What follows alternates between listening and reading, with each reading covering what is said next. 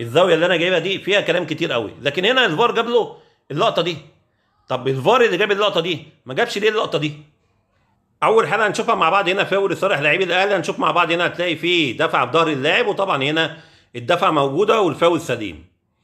نروح للحاله اللي بعديها، والحاله دي مهمه جدا. شوف مع بعض اول حاجه، ده الهدف اللي اتلغى للنادي الاهلي. شوف مع بعض كده لحظه لعب الكره، هتلاقي اللاعب اللي انا معلم عليه ده مش في وضع تسلل. طيب هنا الكره وقعت من حارس المرمى وهو بيلف ظهره عشان يمسك الكره مره ثانيه. لعيب النادي الاهلي لعب الكره زي ما احنا مش شايفين مع بعض وسجل هدف. اول حاجه هنا هو لازم تبقى عارف ان هنا لو حارس المرمى مسك الكره، وده طبعا ما حصلش، لو حارس المرمى مسك الكره ولاعيب النادي الاهلي حاول يلعب الكره، كان الفار هيجيب الحكم ويقول له هنا هو في مخالفه، اللاعب لازم ياخد انذار، لان هنا حارس المرمى خلاص مسك الكره وهو عمل الالتحام معاه، كان لازم اللاعب هياخد انذار. لكن هنا الكلام ده ما حصلش، الفار ما شافش ان حارس المرمى مسك الكره عشان يجيب الحكم ويقول له ان هنا في مخالفه زي ما احنا ما شايفين مع بعض. لكن هنا بقى الغريبه ان الفار قال للحكم ان في مخالفه. طب فين المخالفه؟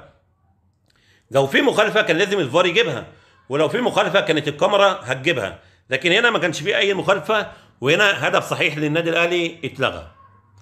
نروح للحاله اللي بعديها، والحاله دي مهمه جدا، وهنا كان لاعب الاهلي بيطلب بضربه جزاء. شوف مع بعض كده هتلاقي هنا لاعب الاتحاد بيستخدم اليد وبيشد لعيب النادي الاهلي. بص هنا من الظهر ادي استخدام اليد موجود، وطبعا هنا الشد موجود. نشوف بقى تكمله اللعبه، هتلاقي هنا بقى 2 لعيبه من لعيبه الاتحاد على لعيب النادي الاهلي. يعني هنا في لاعب بيعمل التحام بالقدم، وهنا في لاعب بيستخدم اليد مع لعيب النادي الاهلي. طيب هنا بقى الحكم ما حسبش حاجه، فين الفار؟ كان لازم هنا الفار برضه يتدخل، هو الفار اللي اتدخل ولغى الهدف وحسب ضربه جزاء للاتحاد، كان لازم يتدخل في اللعبه ديت. لان احنا هنشوف مع بعض هنا ادي استخدام اليد موجود، وهو الحكم في لعبه بعديها استخدام اليد من لاعب الاتحاد حسب فاول لصالح النادي الاهلي وادى اللاعب انذار. يعني هنا استخدام اليد مخالفه وده طبيعي، وهنا الحكم اداله انذار وبرضه هنا ده طبيعي. كان لازم هنا بقى يبقى في ضربه جزاء لصالح النادي الاهلي، لان هنا برضه في استخدام باليد.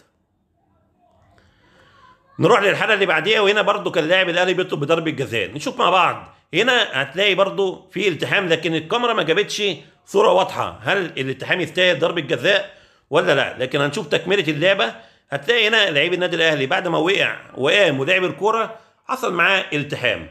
هنا لو الحكم مش هيحسب ضربه جزاء ما ينفعش يدي لعيب النادي الاهلي انذار. ليه بقى ما ينفعش؟ لان هنا اصلا الحكم ما حسبش حاجه في الاول واستنى الفار يشيك على اللعبه ديت، فالفار هنا ملوش ان هو يقول له ادي اللاعب انذار، لان الحكم ما راحش شاف اللعبه اصلا هل تستاهل ضربه جزاء ولا لا، والفار مش اختصاصه ان هو يقول له اديله انذار. نروح للحاله اللي بعديها، وهي ضربه الجزاء اللي اتحسبت على لعيب النادي الاهلي. اول حاجه انا مش عارف ليه الفار ما جابش الزاويه ديت، يعني انا كان نفسي الفار يجيب الزاويه دي، هل هنا في التحام ولا لا، وهنا الحكم يشوف، لان هنا الزاويه دي فيها كلام كتير قوي، الزاويه اللي انا جايبها دي فيها كلام كتير قوي، لكن هنا الفار جاب له اللقطه دي. طب الفار اللي جاب اللقطه دي ما جابش ليه اللقطه دي؟ يعني برضو يعني قرارات غريبه جدا من الحكام. نروح للحاله اللي بعديها، وهنا كان في فاول لصالح النادي الاهلي، لكن هنا الحكم ما حسبش اي حاجه. نشوف مع بعض هنا هتلاقي في دفعه في ظهر لعيب النادي الاهلي زي ما احنا شايفين مع بعض. الكره دي فين بقى؟ بره خط ال 18 او على خط ال 18.